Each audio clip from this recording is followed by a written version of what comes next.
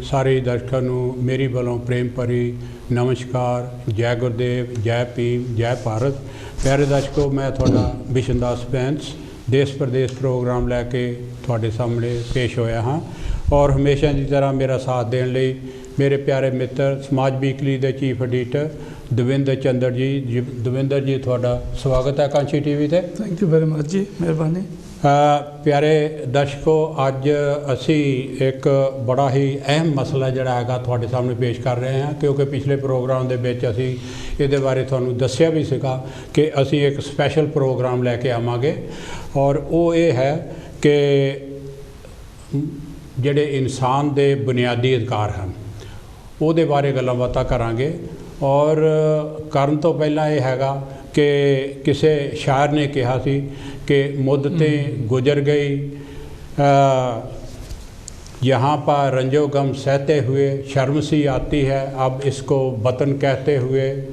दो डेमोक्रेसियाँ प्यारे दर्शकों, एक सब तो पुरानी डेमोक्रेसी, एक सब तो लार्जैसट डेमोक्रेसी। असी उन्हां दा थोड़ा जिहा आपस विच ही मुकाबला करके तुहाडे नाल गलबात भी साझी करांगे। सब तो जिहड़ी ओल्डेस्ट डेमोक्रेसी है वो कहते हैं कि उन्होंने कोई ज़्यादा कुछ करन नूं है नहींगा, पर फिर भी वो बहुत कुछ करते हैं। जिहड़ी सब तो ज़्यादा लार्जैसट डेमोक्रेसी हैगी आ उहदे कोल बेहत्था ही करन नूं आ, पर वो करदी कुछ नहीं जी। है जी। और मेरा मकसद है प्यारे दर्शकों, इंडिया और बरतानिया। इंडिया दे विच बहुत सारियां गल्लां अज भी चल रही हैं, जिहड़ा कि है मॉनसून का सैशन चल रहा है, 2 हफ्ते होए छितरो छितरी हो रहा है और अंदाज़ा दसदे आ कि 9 करोड़ दविंदर जी 9 करोड़ रोज़ का खर्चा जिहड़ा हैगा वो बेअर्थ जा रहा है। और उहदे विच जिहड़ियां गल्लां हो रही और पार्लीमेंट जिहड़ी आ बिल्कुल नहीं चल रही, उहदा कोई किसी नूं हिसाब किताब नहीं हैगा। पर यह है कि चुपके से कई जिहड़े हैगे आ वो बिल जिहड़े हैगे आ चुप चपीते पास करी जाते हैं। जिहड़े अपोजिशन वाकआउट हो जाती आ, उत्थे हुंदा 2 दिन फेवर से आए, 2 दिन अगेंस्ट से नाए, इन्ना कह के पास वो कहते हैं कि 15-16 बड़े बड़े बिल पास कर लए। सो प्यारे दर्शकों, इसे ही संदर्भ दे विच मैं एक तुहाडे नाल गल साझी करनी चाहुंदा कि 22 जुलाई इत्थे दी पार्लीमेंट खास तौर पर हाउस ऑफ लॉर्ड दे विच एक मता एक लॉर्ड ने पेश किया और वो जिहड़ा मता सीगा भारत दे विच बुनियादी हक लोकां दे जिहड़े फंडामेंटल राइट सीगे उहदे बारे। देखो ना, भारत जिहड़ा उत्थे लड़ी जा रहे हैं, बहुत कुछ कर लिया फंडामेंटल राइट्स दे बारे, भारत दे विच नहीं करते। इस मुल्क दे विच इन्हां नूं करन दी जरूरत नहीं है। तुहानूं सारिਆਂ नूं पता हैगा कि इक्वालिटी हैगी आ और लिबर्टी हैगी आ, इत्थे आज़ादी हैगी आ, कोई ज़्यादा करन दी जरूरत नहीं हैगी, पर फिर भी कर रहे हैं। और अपना करन तो बिना ही वो भारत दे विच जो कुछ हो रहा हैगा, लोकां दे जिहड़े फंडामेंटल राइट बुनियादी इंसानियत दे हक है, उहदे बारे उन्होंने डिबेट शुरू की। एक लॉर्ड हैरिस ऑफ पेंटागाथ जिहड़ा कि क्रॉस बेंच का लॉर्ड हैगा, किसी पार्टी का नहीं, किसी कुछ पोलीटिकल उहदी एफिलीएशन नहीं हैगी, पर उहदी पिछोकड़ जिहड़ी हैगी प्यारे दर्शकों वो क्रिश्चियनिटी दे नाल, चर्चां दे नाल हैगी आ। वो किसी शहर के मतलब बिशप भी रह चुके हैं। उन्होंने 22 तरीक नूं एक मता जिहड़ा हैगा हाउस ऑफ लॉर्ड दे विच पेश किया और उहदे विच 5 गल्लां खास तौर पर उन्होंने उस मते दे विच रखियां कि भारत दे विच जिहड़े हैगे आ लोग, उन्हां दे बुनियादी अधिकार जिहड़े हैगे आ वो किद्दां कुचले जा रहे हैं। एक तो हैगे एकेडैमिक, जिहड़े पढ़े लिखे लोग कुछ करन चाहुंदे हन, उन्हां दी जुबान बंद की जा रही है। और दूसरा हैगा NGO हैगे जिहड़े नॉन गवर्नमेंट ऑर्गेनाइजेशनां हुंदियां हैगियां, लोकां दे फायदे लई कुछ काम करदियां हैं, उन्हां नूं बिल्कुल दबाया जा रहा हैगा। ये डिटेल दे विच मैं बाद विच तुहानूं दस्सांगा। और क्रिश्चियनस, उन्हां दे उत्ते अत्याचार हो रहे हैं। क्रिश्चियन तुहानूं पता कई दफ़ा इहो जिहियां आईयां कि पादरी भी साड़े हैं और चर्च भी लोहे हैं। और उस तो नाल ही मुसलमान जिहड़े भारत दे विच रह रहे हैं, भारत दे विच रह नहीं रहे, भारत दे वासी हैं, तकरीबन 200 मिलियन ਜਿਹੜੇ ਹੈਗੇ ਆ ਅੰਦਾਜ਼ਨ ਹੈਗੇ ਮੁਸਲਮਾਨ ਭਾਰਤ ਦੇ ਵਸਿੰਦੇ ਹਨ, ਉਹ ਭਾਰਤ ਦੇ ਸ਼ਹਿਰੀ ਹਨ। ਔਰ ਪੰਜਵਾਂ ਹੈਗਾ ਜਿਹੜੀ ਮਾਰਜਨਾਈਜ਼ ਕਮਿਊਨਿਟੀ ਹੈਗੀ, ਜਿਹਦੇ ਵਿੱਚ ਦਲਿਤ ਕਹਿ ਲਓ, ST ਕਹਿ ਲਓ, SC OBC ਜਾਂ ਆਦੀਵਾਸੀ, ਇਹ ਪੰਜ ਜਿਹੜੇ ਹੈਡਿੰਗ ਹੈਗੇ ਆ। ਔਰ ਉਹਨੇ ਜਿਹੜੀ ਡਿਬੇਟ ਸ਼ੁਰੂ ਇੱਥੋਂ ਕੀਤੀ ਕਿ ਮੈਨੂੰ ਬੜਾ ਅਫਸੋਸ ਹੈਗਾ ਇਹ ਗੱਲ ਕਹਿਣ ਦਾ ਕਿ ਭਾਰਤ ਜੋ ਕਈ ਸਾਲਾਂ ਦਾ ਡੈਮੋਕ੍ਰੇਸੀ ਦੇ ਵਿੱਚ ਆਇਆ, 70-75 ਸਾਲ ਹੋ ਗਏ, ਪਰ ਪਿਛਲੇ ਥੋੜ੍ਹੇ ਸਮੇਂ ਤੋਂ ਇੱਕ ਰਾਸ਼ਟਰਵਾਦ ਜਿਹੜਾ ਹੈਗਾ ਉਹ ਤਾਨਾਸ਼ਾਹੀ ਫੜੀ ਜਾ ਰਿਹਾ। ਉਹਨੇ ਰਾਸ਼ਟਰਵਾਦ ਜਿਹੜਾ ਤਾਨਾਸ਼ਾਹੀ ਫੜੀ ਜਾ ਰਿਹਾ ਹੈਗਾ। ਜੋ ਕੁਝ ਵੀ ਹੋ ਰਿਹਾ ਉਹ ਧੱਕੇ ਨਾਲ, ਜਿਸ ਤਰ੍ਹਾਂ ਕਰਦੇ ਹੁੰਦੇ ਸੀ ਪੁਰਾਣੇ ਰਾਜੇ, ਹਾਂਜੀ, ਡਿਕਟੇਟਰਸ਼ਿਪ ਕਰ ਰਿਹਾ, ਜਿਹਦੇ ਵਿੱਚ ਮਨੁੱਖਾਂ ਦੇ ਜਿਹੜੇ ਬੁਨਿਆਦੀ ਅਧਿਕਾਰ ਹੈਗਾ ਉਹਨਾਂ ਨੂੰ ਬੁਰੀ ਤਰ੍ਹਾਂ ਕੁਚਲਿਆ ਜਾ ਰਿਹਾ ਹੈਗਾ। ਔਰ ਦੂਸਰੀ ਚੀਜ਼ ਉਹਨਾਂ ਨੇ ਕਹੀ ਕਿ ਫੰਡਾਮੈਂਟਲ ਰਾਈਟ ਜਿਹੜੇ ਡੈਮੋਕ੍ਰੈਟਿਕ ਕੰਟਰੀ ਦੇ ਵਿੱਚ ਜਿਹੜੀ ਫਰੀडम ਹੈਗੀ ਆ ਲੋਕਾਂ ਦੇ ਰਹਿਣ ਸਹਿਣ ਦਾ ਹੈਗਾ ਜਾਂ ਅਪਰਚੂਨਿਟੀ ਹੈਗੀ ਆ, ਉਹਨੂੰ ਬਿਲਕੁਲ ਖਤਮ ਕਰ ਦਿੱਤਾ, ਉਹਨੂੰ ਦਬਾਇਆ ਜਾ ਰਿਹਾ ਹੈਗਾ, ਉਹਨੂੰ ਛਾਣਬੀਣ ਕਰ ਦਿੱਤਾ ਹੈਗਾ। ਔਰ ਬੁੱਧੀਜੀਵੀਆਂ ਵੱਲੋਂ ਤਰੱਕੀ ਅਤੇ ਉੱਨਤੀ ਪੱਧਰ ਦੀ ਜੋ ਡਿਬੇਟ ਹੈ, ਜੋ ਪੜ੍ਹੇ ਲਿਖੇ ਲੋਕ ਹਨ, ਕੋਈ ਗੱਲ ਕਰਨੀ ਚਾਹੁੰਦੇ ਹਨ ਜਾਂ ਪੱਤਰਕਾਰ ਹਨ ਜਾਂ ਕੋਈ ਲਿਖਾਰੀ ਹਨ, ਜੋ ਕੁਝ ਲਿਖਣਾ ਚਾਹੁੰਦੇ ਹਨ ਲਿਖ ਨਹੀਂ ਸਕਦੇ, ਪੱਤਰਕਾਰ ਕਹਿਣਾ ਚਾਹੁੰਦੇ ਕਹਿ ਨਹੀਂ ਸਕਦੇ, ਜੋ ਕੁਝ ਮੀਡੀਆ ਹੈਗਾ ਉਹ ਜੋ ਕਹਿਣਾ ਚਾਹੁੰਦੇ ਕਹਿ ਨਹੀਂ ਸਕਦੇ, ਜਾਂ ਤਾਂ ਉਹਨਾਂ ਨੂੰ ਖਰੀਦ ਲਿਆ ਜਾਂਦਾ ਜਾਂ ਉਹਨਾਂ ਨੂੰ ਚੁੱਪ ਕਰਾ ਦਿੱਤਾ ਜਾਂਦਾ ਹੈਗਾ। ਔਰ ਕਈ ਇਹੋ ਜਿਹੇ ਹੈਗੇ ਪੱਤਰਕਾਰ ਜਿਹੜੇ ਹੈਗੇ ਆ, ਉਹਨਾਂ ਨੂੰ ਪੱਤਰਕਾਰ ਜਾਂ NGO ਜਾਂ ਐਕਟਿਵਿਸਟ ਹੈਗੇ ਆ, ਉਹਨਾਂ ਨੂੰ ਬਿਨਾਂ ਵਜ੍ਹਾ ਫੜ ਕੇ ਜਿਹੜਾ ਅੰਦਰ ਦਿੱਤਾ ਜਾਂਦਾ ਔਰ ਅਰੈਸਟ ਕਰਕੇ ਉਹਨਾਂ ਨੂੰ ਡਿਟੇਨ ਕੀਤਾ ਜਾਂਦਾ, ਇੰਟੈਰੋਗੇਟ ਕੀਤਾ ਜਾਂਦਾ। ਔਰ NGO ਜਿਹੜੇ ਆ ਉਹਨੂੰ ਪ੍ਰੈਸ਼ਰਾਈਜ਼ ਕਰਕੇ, ਹਰਾਸ ਕਰਕੇ, ਜਾਂ ਤਾਂ ਉਹਨਾਂ ਨੂੰ ਵੀਜ਼ਾ ਨਹੀਂ ਲੈਣ ਦਿੱਤਾ ਜਾਂਦਾ ਜਾਂ ਮੁਲਕ ਦੇ ਵਿੱਚੋਂ, ਜਿਸ ਤਰ੍ਹਾਂ ਉਹਨਾਂ ਨੇ ਇਹ ਕੱਢਿਆ ਸੀਗਾ ਐਮਨੈਸਟੀ ਇੰਟਰਨੈਸ਼ਨਲ, ਉਹਨਾਂ ਦੇ ਜਿਹੜੇ ਦਵਿੰਦਰ ਜੀ ਸੀਗੇ ਅਕਾਊਂਟ ਵਗੈਰਾ ਬੰਦ ਕਰ ਦਿੱਤੇ, ਉਹਨਾਂ 'ਤੇ ਐਲੀਗੇਸ਼ਨ ਲਾ ਕੇ ਉਹਨਾਂ ਨੂੰ ਮੁਲਕ ਤੋਂ ਬਾਹਰ ਕੱਢ ਦਿੱਤਾ, ਪਿਛਲੇ ਸਾਲ ਦੀ ਗੱਲ ਹੈਗੀ ਆ। ਔਰ ਘੱਟ ਗਿਣਤੀਆਂ ਦੇ ਲੋਕਾਂ ਦੇ ਉੱਤੇ ਜ਼ੁਲਮ ਸਿਤਮ ਵੱਧਦਾ ਜਾ ਰਿਹਾ ਹੈਗਾ ਔਰ ਨਫ਼ਰਤ, ਛੂਆਛਾਤ ਔਰ ख़ास ਤੌਰ 'ਤੇ ਪਿਆਰੇ ਦਰਸ਼ਕੋ ਰੇਪ ਦਾ ਜਿਹੜਾ ਇਸ਼ੂ ਉਹਨਾਂ ਨੇ ਰੇਜ਼ ਕੀਤਾ ਹੈਗਾ।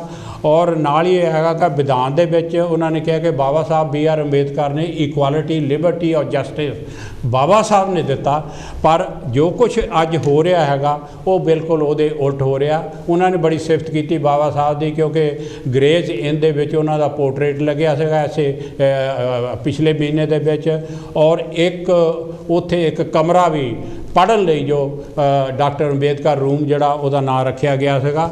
ਔਰ ਬੜੇ ਉਹਨਾਂ ਨੇ ਹਵਾਲਾ ਦਿੱਤੇ ਆ ਬਾਬਾ ਸਾਹਿਬ ਦੇ ਮੰਨ ਲਓ ਲਿਖਤਾਂ ਦੇ ਵਿੱਚੋਂ ਵੀ। ਔਰ ਉਹਨਾਂ ਨੇ ਕਿਹਾ ਕਿ ਛੂਆਛਾਤ ਗੁਲਾਮੀ ਨਾਲ ਵੀ ਭੈੜੀ ਹੈ, ਬਾਬਾ ਸਾਹਿਬ ਨੇ ਕਿਹਾ। ਔਰ ਇਹਨੂੰ ਕਾਨੂੰਨੀ ਜਿਹੜਾ ਹੈਗਾ ਗੁਲਾਮੀ ਕਾਨੂੰਨ ਬਣਾ ਕੇ ਉਹਨੂੰ ਖਤਮ ਕੀਤਾ ਜਾ ਸਕਦਾ ਹੈਗਾ, ਪਰ ਜਿਹੜੀ ਹੈਗੀ ਆ ਛੂਆਛਾਤ ਹੈਗੀ ਆ ਕਾਨੂੰਨ ਬਣਾ ਕੇ ਖਤਮ ਨਹੀਂ ਹੁੰਦੀ, ਇਹਨੂੰ ਬਹੁਤ ਕੁਝ ਜ਼ਿਆਦਾ ਕਰਨਾ ਦੀ ਜ਼ਰੂਰਤ ਹੈਗੀ ਆ। ਔਰ ਵਿਧਾਨ ਦੇ ਮੁਤਾਬਕ ਜੋ ਕੁਝ ਪਾਲਿਸੀ ਐਂਡ ਪ੍ਰੈਕਟਿਸ ਹੋ ਰਹੀ ਹੈ ਉਹ ਵਿਧਾਨ ਦੇ ਮੁਤਾਬਕ ਨਹੀਂ ਹੋ ਰਹੀ। ਪੈਸਾ ਜਿੱਥੇ ਖਰਚਣਾ ਉੱਥੇ ਨਹੀਂ, ਜੋ ਪਾਲਿਸੀ ਬਣਾਉਣੀ ਆ ਲੋਕਾਂ ਦੇ ਉਧਾਰ ਲਈ ਉਹ ਬਣ ਨਹੀਂ ਰਹੀ ਹੈਗੀ ਆ। ਸੋ ਪਿਆਰੇ ਦਰਸ਼ਕੋ, ਉਹਨਾਂ ਨੇ ਇੱਕ ਇਹ ਵੀ ਕਿਹਾ ਕਿ ਥਾਂ ਥਾਂ ਵਿਤਕਰਾ ਹੋ ਰਿਹਾ, ਐਜੂਕੇਸ਼ਨ 'ਚ, ਇੰਪਲੋਇਮੈਂਟ 'ਚ, ਹੈਲਥ ਦੇ ਵਿੱਚ, ਔਰ ਬੌਂਡਡ ਲੇਬਰ ਜਿਹੜੇ ਜਬਰਨ ਲੋਕਾਂ ਦੇ ਕੋਲੋਂ ਕੰਮ ਕਰਾਉਂਦੇ ਹਨ। ਉਹ ਖਾਸ ਤੌਰ 'ਤੇ ਉਹਨਾਂ ਨੇ ਜਿਹੜੇ ਮੈਂ ਵਿਤਕਰਾ ਬਾਰੇ ਵੀ ਕਿਹਾ, ਉਹਨਾਂ ਨੇ ਕਿਹਾ ਕਿ ਜਿਹੜੇ ਐਕਟਿਵਿਸਟ ਹੈਗੇ ਆ, ਅਸੀਂ ਪਿਛਲੀ ਦਫਾ ਵੀ ਮੈਂਸ਼ਨ ਕੀਤਾ ਸੀਗਾ ਕੁਛ ਗੱਲਾਂ ਦਵਿੰਦਰ ਜੀ, ਕਿ 24 ਐਕਟਿਵਿਸਟ ਜਿਹੜੇ ਲੋਕਾਂ ਦੇ ਬੁਨਿਆਦੀ ਅਧਿਕਾਰਾਂ ਲਈ ਕੰਮ ਕਰਦੇ ਆ ਲੋਕਾਂ ਦੇ ਵਿੱਚ, ਉਹ 24 ਜੇਲ੍ਹਾਂ ਦੇ ਵਿੱਚ ਹਨ ਵਿਦਆਊਟ ਚਾਰਜਿਸ, ਵਿਦਆਊਟ ਪ੍ਰੂਵ ਕੀਤਿਆਂ ਜਾਂ ਕੇਸ ਚਲਾਏ ਉਹਨਾਂ ਨੂੰ ਜੇਲ੍ਹਾਂ ਦੇ ਵਿੱਚ ਰੱਖਿਆ ਗਿਆ ਹੈਗਾ। ਔਰ ਉਹਨਾਂ ਦੇ ਵਿੱਚ ਉਹਨਾਂ ਨੇ ਨਾਂ ਵੀ ਦੱਸੇ ਹੈਗੇ ਆ ਕਿ 80 ਸਾਲ ਦਾ 12 ਔਰ 83 ਦਾ ਅਸੀਂ ਪਿਛਲੀ ਵਾਰੀ ਵੀ ਇੱਕ ਪ੍ਰੋਗਰਾਮ ਵੀ ਕੀਤਾ ਪਿਆਰੇ ਦਰਸ਼ਕੋ, ਇਹ ਸਟੈਨ ਸਵਾਮੀ, ਉਹ ਜਿਹੜਾ ਕਿ ਉਹ ਵੀ ਵਿਚਾਰਾ ਜੇਲ੍ਹ ਦੇ ਵਿੱਚ ਹੀ ਦਮ ਤੋੜ ਗਿਆ। ਸੋ ਉਹਨਾਂ ਨੇ ਹਰ ਇੱਕ ਇਸ਼ੂ ਨੂੰ ਜਿਹੜਾ ਹੈਗਾ ਉਹਨਾਂ ਨੇ ਕਿਹਾ ਕਿ ਮੋਦੀ ਜਿਹੜਾ ਹੈਗਾ ਉਹ ਦਬਾਈ ਜਾ ਰਿਹਾ ਹੈਗਾ। ਔਰ ਜਿੰਨੇ ਵੀ ਬੁੱਧੀਜੀਵੀ ਹੈਗੇ ਵਰਲਡ ਦੇ ਉਹਨਾਂ ਨੇ ਅਪੀਲ ਕੀਤੀ ਹੈ ਕਿ ਤੁਹਾਨੂੰ ਜੇ ਤੁਸੀਂ ਮਤਲਬ ਇਨਸਾਫ ਪਸੰਦ ਹੋਵੋ ਲੋਕ ਜਾਂ ਫੰਡਾਮੈਂਟਲ ਰਾਈਟ ਦੀ ਤੁਸੀਂ ਇੱਜ਼ਤ ਕਰਦੇ ਹੋ ਤਾਂ ਤੁਹਾਨੂੰ ਮੋਦੀ ਦੇ ਖਿਲਾਫ ਆਵਾਜ਼ ਉਠਾਉਣ ਦੀ ਜ਼ਰੂਰਤ ਹੈ। ਇਹ ਉਹਨਾਂ ਦਾ ਰੈਜ਼ੋਲੂਸ਼ਨ ਸੀ। ਪਿਆਰੇ ਦਰਸ਼ਕੋ, ਦਵਿੰਦਰ ਜੀ ਇਹਦੇ ਬਾਰੇ ਤੁਸੀਂ ਕੀ ਕਹਿਣਾ ਹੈ? ਲੋਰਡ ਹੈਰਿਸ ਉਹਨਾਂ ਨੇ ਜਿਹੜੀ ਡਿਬੇਟ ਸਟਾਰਟ ਕੀਤੀ ਮੈਂ ਸਾਰੀ ਦੇਖੀ ਹੈਗੀ ਆ। ਉਹ ਬਾਕੀ ਦੇ ਲੋਰਡਸ ਵੀ ਜਿਹੜੇ ਹੈਗੇ ਉਹਨੇ ਵੀ ਆਪਣਾ ਹਿੱਸਾ ਪਾਇਆ, ਆਪਣੇ ਵਿਚਾਰ ਦਿੱਤੇ। ਮੋਸਟਲੀ ਲੋਰਡ ਹੈਰਿਸ ਦੇ ਨਾਲ ਜਿਹੜੇ ਸੀ ਉਹ ਸਹਿਮਤ ਸੀ। ਬਿਲਕੁਲ ਇੱਕ ਦੋ ਨੂੰ ਛੱਡ ਕੇ ਉਹਨੂੰ ਥੋੜਾ ਮੋਦੀ ਦਾ ਸਿਗਾ ਲੱਗਦਾ ਕਿ ਥੋੜਾ ਉਹਦੇ ਸਾਈਡ ਦੀ ਲੱਗਦਾ ਸੀ ਵੀ ਗੱਲ ਕਰਦੇ ਹੈਗੇ। ਪਰ ਅਦਰਵਾਈਜ਼ ਜਿਹੜੇ ਹੈਗੇ ਆ ਫੰਡਾਮੈਂਟਲ ਰਾਈਟਸ ਜਿਹੜੇ ਉਹ ਜਿਹੜੇ ਹੈਗੇ ਆ ਉਹਨਾਂ ਦਾ ਜਿਹੜੇ ਉਲੰਘਣਾ ਹੋ ਰਹੀ ਆ ਇੰਡੀਆ ਦੇ ਵਿੱਚ, ਉਹਦੇ ਨਾਲ ਸਹਿਮਤ ਸੀ ਔਰ ਉਹਦੀ ਸਪੋਰਟ ਕੀਤੀ ਹੈਗੀ ਆ। ਹੁਣ ਆਪਾਂ ਨੂੰ ਪਤਾ ਕਿ ਪਾਰਲੀਮੈਂਟ ਦੇ ਵਿੱਚ ਜਿਹੜੀ ਡੈਮੋਕ੍ਰੇਸੀ ਜਿਹੜੀ ਹੈਗੀ ਆ, ਡੈਮੋਕ੍ਰੇਸੀ ਦੇ ਵਿੱਚ ਜਿਹੜੀ ਕੋਈ ਵੀ ਸਰਕਾਰ ਹੁੰਦੀ ਆ ਉਹ ਉਸ ਦੇਸ਼ ਦੀ ਹੁੰਦੀ ਆ। ਬਿਲਕੁਲ ਜਿੱਦਾਂ ਹੁਣ ਭਾਰਤ ਵਿੱਚ ਜੇ ਸਰਕਾਰ ਹੈਗੀ ਆ ਤਾਂ ਉਹ ਭਾਰਤ ਦੀ ਸਰਕਾਰ ਹੁੰਦੀ ਆ ਜੀ। ਤਾਂ ਉਹ ਉਸ ਤਰੀਕੇ ਨਾਲ ਹੀ ਕੰਮ ਕਰਦੀ ਕਿ ਪੂਰੇ ਦੇਸ਼ ਲਈ ਕੰਮ ਕਰ ਰਹੀ ਆ, ਲੋਕਾਂ ਲਈ ਕਰ ਰਹੀ ਆ, ਸੰਵਿਧਾਨ ਦੀ ਰਾਖੀ ਲਈ ਕਰ ਰਹੀ ਆ ਜੀ। ਸੰਵਿਧਾਨ ਨੂੰ ਉਹਨੇ ਇੰਪਲੀਮੈਂਟ ਕਰਨਾ ਹੁੰਦਾ, ਉਹਦੇ ਮੁਤਾਬਿਕ ਕੰਮ ਕਰਨਾ ਹੁੰਦਾ। ਪਰ ਸਾਨੂੰ ਪਤਾ ਕਿ ਅਬ ਕੀ ਬਾਰ ਮੋਦੀ ਸਰਕਾਰ ਉਹਨੇ ਪ੍ਰਚਾਰ ਹੀ ਇੱਦਾਂ ਦਾ ਕੀਤਾ ਕਿ ਅਬ ਕੀ ਬਾਰ ਮੋਦੀ ਸਰਕਾਰ ਅਤੇ ਉਹ ਹੁਣ ਵੀ ਦੇਖੋ ਮੋਦੀ ਸਰਕਾਰ ਦੇ ਆਮ ਵੱਡੇ ਵੱਡੇ ਹੋਰਡ ਜਿਹੜੇ ਲੱਗੇ ਹੈਗੇ ਆ ਉਹ ਮੋਦੀ ਸਰਕਾਰ ਦੇ ਹੁੰਦੇ, ਭਾਰਤ ਦੀ ਸਰਕਾਰ ਦੇ ਨਹੀਂ ਹੁੰਦੇ। ਮਤਲਬ ਉਹਨਾਂ ਦਾ ਜਿਹੜਾ ਐਕਚੁਅਲੀ ਨਿਸ਼ਾਨਾ ਹੀ ਹੈਗਾ ਉਹੀ ਨਹੀਂ ਲੱਗਦਾ ਕਿ ਉਹ ਭਾਰਤ ਦੀ ਸਰਕਾਰ ਹੈ ਤੇ ਭਾਰਤ ਦੀ ਸਰਕਾਰ ਉਹ ਰਨ ਕਰਦੇ ਹੈਗੇ ਆ। ਕਿ ਉਹ ਲੱਗਦਾ ਹੀ ਇੱਦਾਂ ਕਿ ਇਹਨਾਂ ਦਾ ਜਿਹੜਾ ਏਜੰਡਾ ਹੀ ਹੋ ਰਿਹਾ ਹੈਗਾ ਕਿ ਉਹਨੇ ਮਿਨਿਸਟਰ ਕਈ ਵਾਰੀ ਕਹਿ ਵੀ ਦਿੰਦੇ ਕਿ ਸਾਡਾ ਏਜੰਡਾ ਹੀ ਆ ਹਿੰਦੂ ਰਾਸ਼ਟਰ 800 ਸਾਲ ਬਾਅਦ ਸਾਡਾ ਰਾਜ ਆਇਆ ਹੈਗਾ। ਮਤਲਬ ਹਾਲਾਂਕਿ ਉਹ ਜਿਹੜਾ ਨਜ਼ਰੀਆ ਹੈਗਾ ਉਹ ਗਲਤ ਹੈਗਾ। ਔਰ ਜਿੱਦਾਂ ਉਹ ਮਨੂ ਸਮ੍ਰਿਤੀ ਵੱਲ ਨੂੰ ਵੱਧਦੇ ਹੈਗੇ ਆ। ਔਰ ਇਹ ਜਿਹੜਾ ਐਟੀਟਿਊਡ ਹੈਗਾ ਇਹ ਇੱਕ ਪਾਰਲੀਮੈਂਟਰੀ ਜਿਹੜੀ ਡੈਮੋਕ੍ਰੇਸੀ ਹੈਗੀ ਆ ਉਹਦੇ ਲਈ ਇਹ ਠੀਕ ਨਹੀਂ ਹੈਗਾ।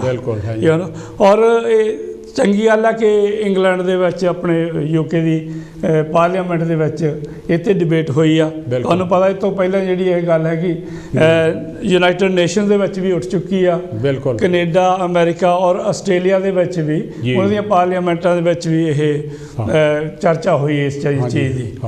ਔਰ ਇਹ ਐਕਚੁਅਲੀ ਦੁੱਖ ਵਾਲੀ ਗੱਲ ਆ, ਅਫਸੋਸ ਦੀ ਗੱਲ ਆ ਕਿ ਭਾਰਤ ਦੇ ਹਾਲਾਤ ਅੱਜ ਇਹੋ ਜਿਹਾ ਹੋ ਗਏ ਕਿ ਬਾਹਰਲੇ ਜਿਹੜੇ ਡੈਮੋਕ੍ਰੈਟਿਕ ਕੰਟਰੀਆਂ ਹੈਗੀਆਂ ਆ, ਲੋਕਤੰਤਰ ਦੇਸ਼ ਹੈਗੇ ਆ, ਉਹ ਚਿੰਤਾ ਕਰਦੇ ਆ, ਫਿਕਰ ਕਰਦੇ ਆ ਕਰਕੇ ਭਾਰਤ ਇੱਕ ਇਹੋ ਜਿਹਾ ਦੇਸ਼ ਆ ਜਿਹਦੇ ਵਿੱਚ 1.4 ਬਿਲੀਅਨ ਲੋਕ ਮਤਲਬ 135-40 ਕਰੋੜ ਲੋਕ ਹੈਗੇ ਆ।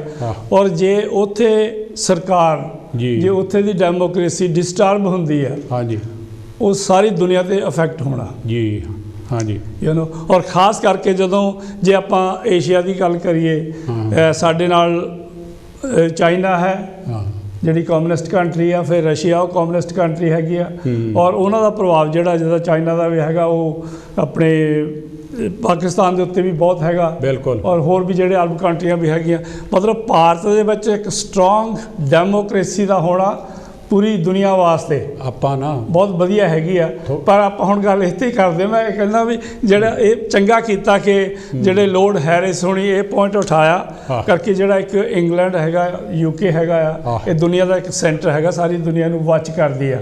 ਔਰ ਮੈਂ ਤੁਹਾਡਾ ਵੀ ਧੰਨਵਾਦ ਕਰਦਾ ਕਿ ਤੁਸੀਂ ਇਸ ਇਸ਼ੂ ਨੂੰ ਜਿਹੜਾ ਅੱਜ ਇੱਥੇ ਆਪਣੇ ਪ੍ਰੋਗਰਾਮ 'ਚ ਲੈ ਕੇ ਆਏ ਆ। Thank you. ਪਿਆਰੇ ਦਰਸ਼ਕੋ, ਡਿਬੇਟ ਜਿਹੜੀ ਉਹ ਲੰਬੀ ਹੈਗੀ ਆ, ਤਕਰੀਬਨ 2 ਘੰਟੇ ਦੀ। ਅਸੀਂ ਉਹਦੇ ਵਿੱਚੋਂ 1-2 ਕਲਿੱਪ ਤੁਹਾਨੂੰ ਜ਼ਰੂਰ ਦਿਖਾਉਣੇ ਚਾਹੁੰਦੇ। ਪਹਿਲਾਂ ਤਾਂ ਇਹ ਹੈਗਾ ਲੋਰਡ ਹੈਰਿਸ ਬਾਰੇ ਜੋ ਮੈਂ ਕਿਹਾ, ਉਹਦੇ ਵਿੱਚੋਂ ਸਾਰਾ ਨਹੀਂ ਦਿਖਾ ਸਕਦੇ। ਇੱਕ ਛੋਟਾ ਜਿਹਾ 5 ਮਿੰਟ ਦਾ ਕਲਿੱਪ ਹੈਗਾ। ਟੈਕਨੀਸ਼ੀਅਨ ਜੀ ਵਿਜੇ ਥੋੜਾ ਔਨ ਕਰਿਓ ਜਰਾ।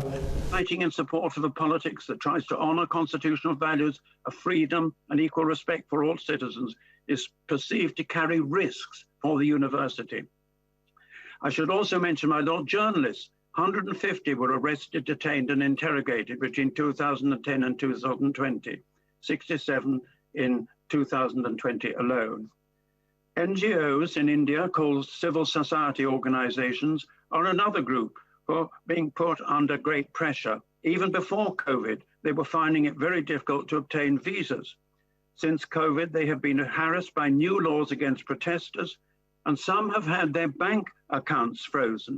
And so serious is this that Amnesty International, for example, has had to stop work in India. A no less serious cause for concern is the position of Muslims. There are some 200 million Muslims in India, about 14% of the population. One recent survey revealed that 35% of Muslims in Northeast India said they experienced discrimination over the last year, and that they were now adopting a survival strategy in the realization that an anti-Muslim Hindutva policy was now the dominant narrative. My lords, Christianity in India is not a Western import. They've been there for 2,000 years and were certainly well established in Kerala by the 6th century. There are 28 million Christians in India, about 2.3% of the population. They too are suffering from the present Hindutva policies. And their stigma is increased not only by the fact that they're not Hindu, but they're sometimes regarded quite wrongly as a legacy of Western imperialism, and because very many of them are Dalits who converted to Christianity as others converted to Buddhism, partly to escape the stigma of being treated as untouchable. And so, my lords, I come to the Dalits and other marginalized groups, such as the tribal peoples. It must be emphasized that the Indian constitution is in many ways admirable, in particular its emphasis on equality for all India's diverse peoples. Its architect was the polymath, scholar and jurist Dr. Ambedkar, who was recently honored by having a new portrait unveiled at Gray's Inn, where he studied. He was born into a family what was then referred to as untouchables in 1891, and he wrote saying, "Untouchability is far worse than slavery, for the latter may be abolished by statute. It will take more than a law to remove the stigma from the people of India. Nothing less than the aroused opinion of the world can do it." His constitution was a step towards achieving that. But despite that constitution, Dalits continue to suffer disproportionately by every indicator. The policies and practices of the present reveal that the stigma is still there and being reinforced. When it comes to access to clean water and sanitation, Dalits lag far behind. When it comes to access to education and health, again, they are disproportionately failed. The conscience of India can be rightly aroused when a student on a bus in Delhi is abducted, raped and murdered, as happened not long ago. But rapes of young Dalit girls in isolated village happen frequently and get very little publicity. A high proportion of Dalits are bonded laborers or day laborers, groups who are particularly vulnerable to violence. It's particularly distressing when Dalits try to get justice for some outrage and again fail to achieve it. A Dalit Christian village might be burned, as has happened, the perpetrators known, but justice is delayed and delayed. At the moment, my lords, more than 24 Dalit rights activists are in jail on unproven charges, including 80-year-old poet Varava Rao, and until he died on the 5th of July, 83-year-old Jesuit priest, Father Stan Swami. Father Swami spent 9 months in jail under the anti-terror law, the Unlawful Activities Prevention Act, and was denied bail and medical care and only transferred to a hospital when his condition became critical. At the time of his arrest, Stan Swami was already suffering from Parkinson's disease, significant loss of hearing in both ears, and other serious underlying health issues. His death in custody and the continued incarceration of other defenders is a tragic indictment of India's human rights record and of the global community's human rights commitments. India sits on the United Nations Human Rights Council and the Security Council, which carries specific human rights commitments. My lords, as I said at the beginning, it's a real sadness to note what is happening in India today. And I believe that all true friends of India should protest about this and make it clear to Mr. Modi that this is a denial of what is best in Indian culture and is totally unacceptable. I know that the Minister very much shares this concern about human rights, and I very much look forward to hearing from him about the action which Her Majesty's government. प्यारे दर्शकों, तुसी Lord Harris ਉਹਦੀ ਜੋ speech ਸੀਗੀ resolution ਜੋ ਉਹਨੂੰ move ਕੀਤਾ ਉਹਦੇ ਵਿੱਚੋਂ ਅਸੀਂ ਛੋਟਾ ਜਿਹਾ ਕਲਿੱਪ ਦਿਖਾਇਆ। ਅਸੀਂ ਇੱਕ ਅੱਧਾ ਦੋ ਕਲਿੱਪ ਅਸੀਂ ਬਾਅਦ ਦੇ ਵਿੱਚ ਵੀ ਦਿਖਾਵਾਂਗੇ। ਦਵਿੰਦਰ ਜੀ, ਤੁਸੀਂ ਕੀ ਕਹਿਣਾ ਚਾਹੁੰਦੇ? ਥੈਂਕ ਯੂ ਜੀ। ਦੇਖੋ, ਆਪਾਂ ਲੌਰਡ ਹੈਰਿਸ ਨੂੰ ਸੁਣਿਆ ਜੀ।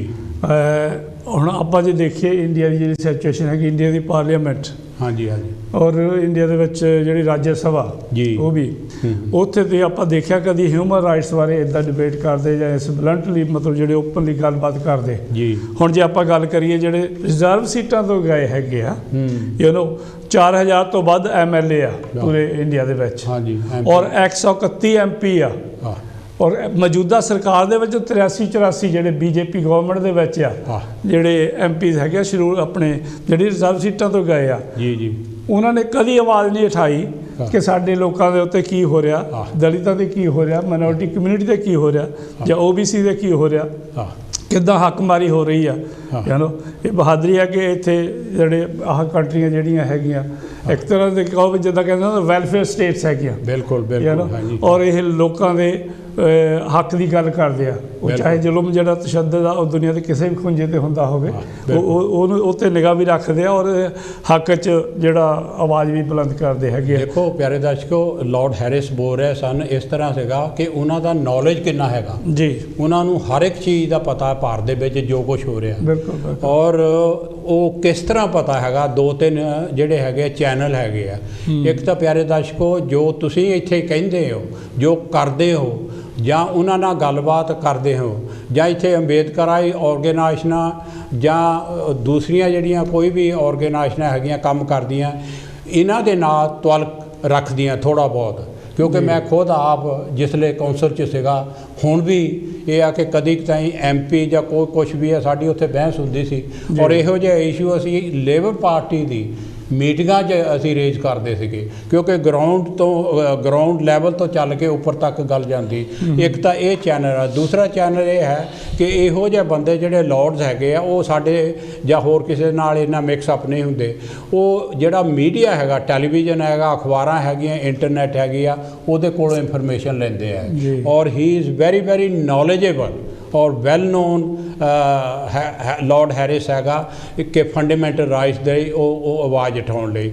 ਹੁਣ ਪਿਆਰੇ ਦਰਸ਼ਕੋ, ਮੈਂ ਤੁਹਾਨੂੰ ਦੱਸਣਾ ਚਾਹੁੰਦਾ ਕਿ ਤਕਰੀਬਨ ਮੈਨੂੰ ਪਤਾ ਨਹੀਂ ਕਿ ਕਿੰਨੇ ਕੁ ਉੱਥੇ ਲਾਰਡ ਸੀਗੇ ਉਸ ਮੀਟਿੰਗ ਦੇ ਵਿੱਚ, ਕਿਉਂਕਿ ਆਪਣੀ ਉਹਨਾਂ ਦੀ ਮਰਜ਼ੀ ਆ ਐਕਸਕਿਊਜ਼ ਮੀ, ਪਰ ਮੈਂ ਇਹ ਤੁਹਾਨੂੰ ਦੱਸਣਾ ਚਾਹੁੰਦਾ ਕਿ ਕਿਹੜੇ ਲਾਰਡ ਉੱਥੇ ਬੋਲੇ ਆ। ਤਕਰੀਬਨ 10-12 ਲਾਰਡ ਜਿਹੜੇ ਉਹਨਾਂ ਨੇ ਕੰਟਰੀਬਿਊਸ਼ਨ ਕੀਤੀ ਹੈਗੀ ਆ, ਜਿਨ੍ਹਾਂ ਦੇ ਵਿੱਚੋਂ 2 ਲਾਰਡ ਜਿਹੜੇ ਹੈਗੇ ਮੈਂ ਪਰਟੀਕੂਲਰਲੀ ਹਾਈਲਾਈਟ ਕਰਨਾ ਚਾਹੁੰਦਾ। 2 ਲਾਰਡ ਜਿਹੜੇ ਹੈਗੇ ਆ ਜਾਂ ਬੈਰੋਨੈਸ ਹੈਗੇ ਆ, ਉਹ ਮਤਲਬ ਨਾ ਤੋਂ ਹੱਕ 'ਚ ਨਾ ਖਿਲਾਫ, ਪਰ ਮੋਦੀ ਗੌਰਮੈਂਟ ਦੀ ਉਹਨਾਂ ਨੇ ਪਿੱਠ ਜ਼ਰੂਰ ਥਾਪੀ ਹੈਗੀ ਆ।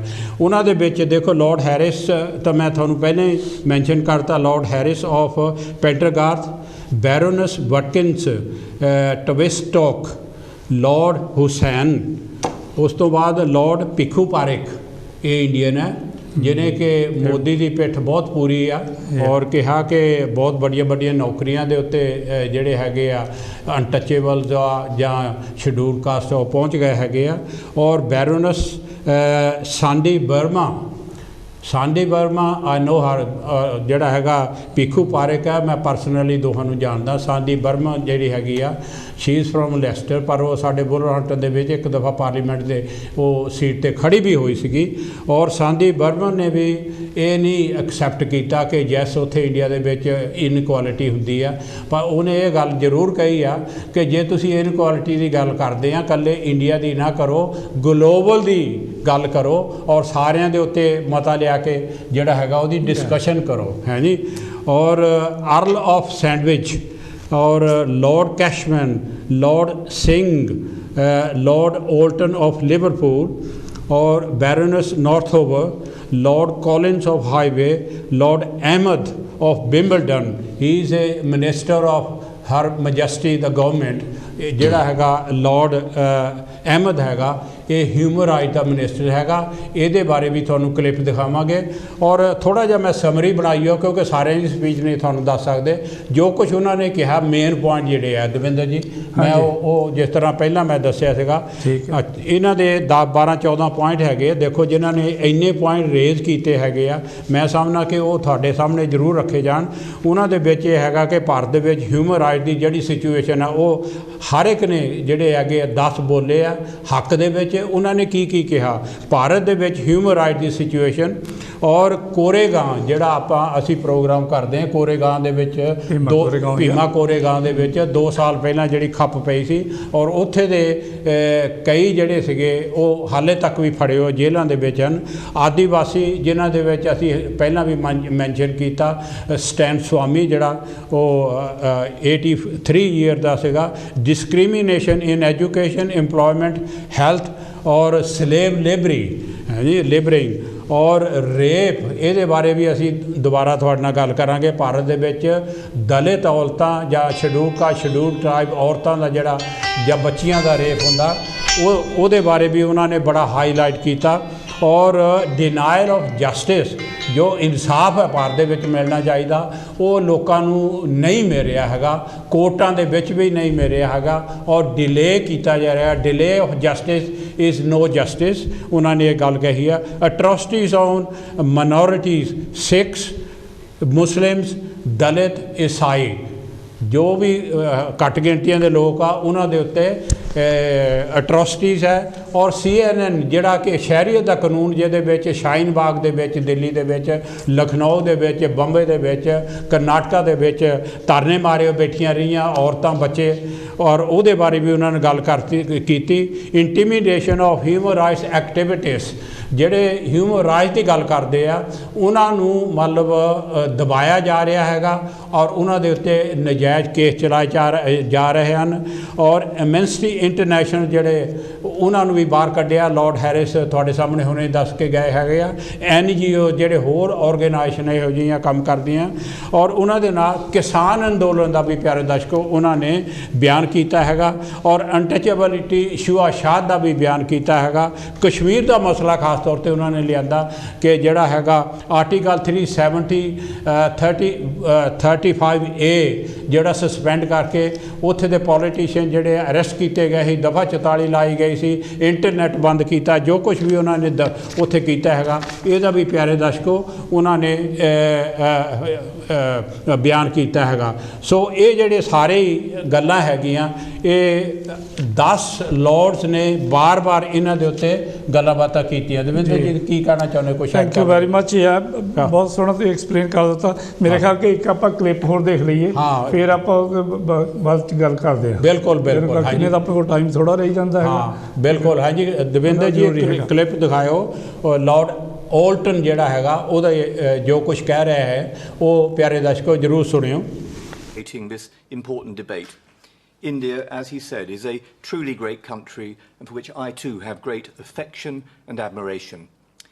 My lords, one of the greatest Indians was Dr. B.R. Ambedkar, the Dalit who became a lawyer, an alumnus of Gray's Inn, a parliamentarian and social reformer, and who crafted India's constitution.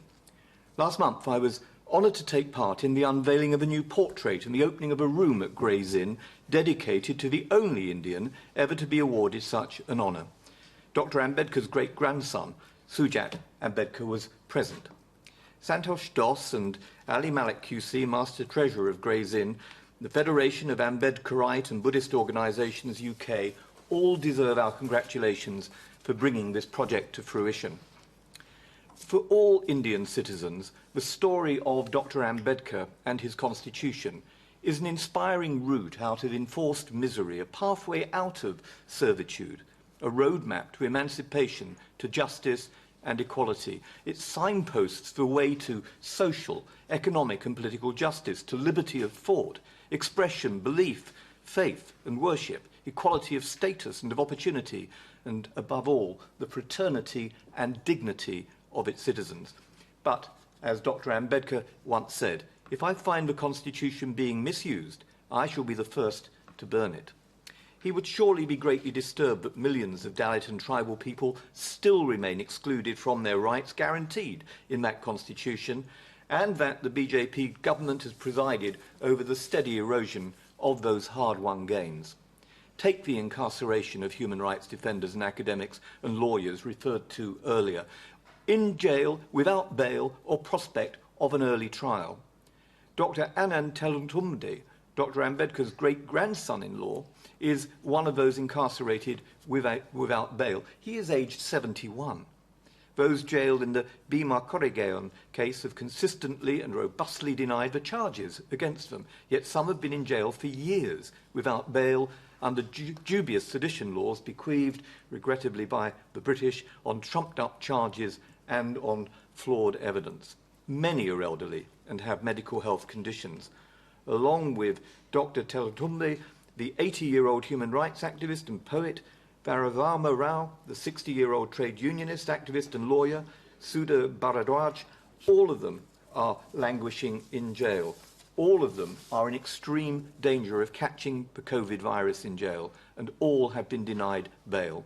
And think of Father Stan Swami, who's been referred to, and about whom I was in regular touch and correspondence with the Noble Lord, the Minister, who tried incredibly hard to be helpful in this case. Father Swami spent his life defending the rights of tribal people in India, a frail, 84-year-old man with Parkinson's. Yet despite applications on health grounds, the authorities denied him bail. His death was unjust and it needs to be investigated impartially. Mary Lawler, the UN Special Rapporteur on Human Rights Defenders, said following his death in custody, I quote, "There is no excuse ever for a human rights defender to be smeared as a terrorist, and no reason that they should die the way that Father Swami died, accused and detained and denied his rights." My lords, I echo those remarks. The rapes and the punishments of Dalit and tribal women and girls also has to be of the gravest concern to us. I welcome the reply of the Noble Lord the Minister of 19th of July to me about the British High Commission's project to provide legal training for Dalit women to combat violence against them. I really hope that this will make a tangible difference and can be measured in due course. And then finally, my lords, like other countries, India has suffered grievously under COVID. We've all seen the heartbreaking reports, the long-term health and economic effects on Dalits and tribals, who would frequently be the daily labourers or bonded labourers. That surely should be examined and researched. The human rights that Dr. Ambedkar championed all his life must be protected. In his book, and I end with this, The Annihilation of Caste, he said, "A just society is that society in which ascending sense of reverence and descending sense of contempt is dissolved into the creation of a compassionate society." ਪਿਆਰੇ ਦਰਸ਼ਕੋ, ਤੁਸੀਂ Lord ਹੋਲਟਨ ਦੀ ਇੱਕ clip ਦੇਖੀ। ਬਹੁਤ ਹੀ clearly ਉਹਨਾਂ ਨੇ highlight ਕੀਤਾ ਕਿ ਭਾਰਤ ਦੇ ਵਿੱਚ ਕਿੱਦਾਂ ਅਤਿਆਚਾਰ ਹੋ ਰਹੇ ਹਨ ਔਰ ਕਿਸ ਤਰ੍ਹਾਂ ਹਿਊਮਨ ਰਾਈਟਸ ਦਾ ਜਿਹੜਾ ਹੈਗਾ ਘਾਣ ਮਚਾ ਕੀਤਾ ਜਾ ਰਿਹਾ ਹੈ। ਦਵਿੰਦਰ ਜੀ, ਤੁਸੀਂ ਕੁਝ ਕਹਿਣਾ ਚਾਹੁੰਦੇ ਹੋ? ਆਪਣੇ ਹੁਣ ਇਹਨਾਂ ਨੇ ਕਈ ਮਤਲਬ ਪੁਆਇੰਟ ਉਠਾਲੇ ਹੈਗੇ, ਉਹਦੇ ਵਿੱਚ ਇੱਕ ਜਿਹੜਾ ਹੈਗਾ ਕਿ ਦਲਿਤ ਔਰਤਾਂ ਬਾਰੇ ਵੀ ਜਿਹੜਾ ਕੀਤਾ ਹੈਗਾ। ਹਾਂ, ਕਿ ਆਪਾਂ ਨੂੰ ਪਤਾ ਕਿ ਸੋਸ਼ਲ ਮੀਡੀਆ 'ਤੇ ਖਾਸ ਕਰਕੇ ਜਿਹੜਾ ਮੇਨ ਸਟ੍ਰੀਮ ਮੀਡੀਆ ਉਹ ਇਹਦੇ ਬਾਰੇ ਬਿਲਕੁਲ ਕੁਆਇਟ ਆ, ਬਿਲਕੁਲ ਕੋਈ ਨਹੀਂ ਕਰ ਰਿਹਾ, ਮਤਲਬ ਨਾ ਮਤਲਬ ਉਹਦੇ ਵਿੱਚ ਕਿਤੇ ਕੋਈ ਮੈਂਸ਼ਨ ਨਹੀਂ ਕਰ ਰਿਹਾ। ਪਰ ਸੋਸ਼ਲ ਮੀਡੀਆ ਦੇ ਉੱਤੇ ਜਿਹੜਾ ਮਸਲਾ ਹੈਗਾ ਉਹ ਛਾਇਆ ਆ। ਉਹ ਇਹ ਆ ਕਿ ਪਿਛਲੇ ਐਤਵਾਰ ਜੀ ਇੱਕ 9 ਸਾਲ ਦੀ ਬੱਚੀ ਦੇ ਨਾਲ ਇੱਕ ਪੁਜਾਰੀ ਨੇ ਨਾਲ ਉਹਦੇ 3 ਹੋਰ ਸਾਥੀ, ਉਹਨਾਂ ਨੇ ਉਸ ਬੱਚੀ ਦੇ ਨਾਲ ਰੇਪ ਕੀਤਾ, ਬਲਾਤਕਾਰ ਕਰਕੇ ਉਹਦਾ ਮਰਡਰ ਕੀਤਾ, ਫਿਰ ਉਹਨੂੰ ਜਲਾ ਦਿੱਤਾ ਔਰ ਸਿਰਫ ਉਹਦੇ ਜਿਹੜੇ ਹੈਗੇ ਆ ਪੈਰ ਹੀ ਬਚੇ ਕਿ ਜਿੱਥੋਂ ਪਹਿਚਾਣ ਹੋ ਸਕਿਆ ਕਿ ਮਤਲਬ ਇਸ ਤਰੀਕੇ ਨਾਲ ਇੰਨਾ ਜ਼ੁਲਮ ਔਰ ਇੰਨਾ ਤਸ਼ੱਦਦ, ਮਤਲਬ ਹਾਥਰਸ ਵਾਲੀ ਜਿਹੜੀ ਘਟਨਾ ਸੀ ਉਹ ਤੋਂ ਵੀ ਜ਼ਿਆਦਾ ਇਹ ਮਤਲਬ ਜ਼ਿਆਦਾ ਦਿਲ ਕੰਬਾਉਣ ਵਾਲੀ ਜਿਹੜੀ ਘਟਨਾ ਸੀਗੀ।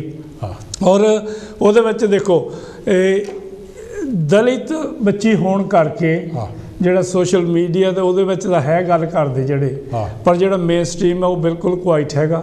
ਸਾਰੀਆਂ ਪੋਲੀਟੀਕਲ ਪਾਰਟੀਆਂ ਜਿਹੜੀਆਂ ਉਹ ਕੁਆਇਟ ਹੈਗੀਆਂ ਔਰ ਜਿਹੜੇ ਉਹਦੇ ਪੇਰੈਂਟਸ ਹੈਗੇ ਆ, ਲੜਕੀ ਦੇ ਮਾਂ-ਬਾਪ ਜਿਹੜੇ ਆ, ਉਹਨਾਂ ਨੂੰ ਥਾਣੇ 'ਚ ਲਿਜਾ ਕੇ ਧਮਕਾਇਆ ਗਿਆ। ਉਹਨਾਂ ਨੂੰ ਕਹਿੰਦੇ ਕੇਸ ਵਾਪਸ ਲਾਉਣੇ ਤਾਂ ਤੁਹਾਨੂੰ ਉਲਟਾ ਟੰਗ ਦਿਆਂਗੇ, ਇਹ ਉਹ ਕਰਕੇ ਜਿੱਦਾਂ ਉਹਨਾਂ ਨੇ ਬਿਆਨ ਦਿੱਤੇ ਪੱਤਰਕਾਰਾਂ ਨੂੰ ਦਿੱਤੇ ਹੈਗੇ।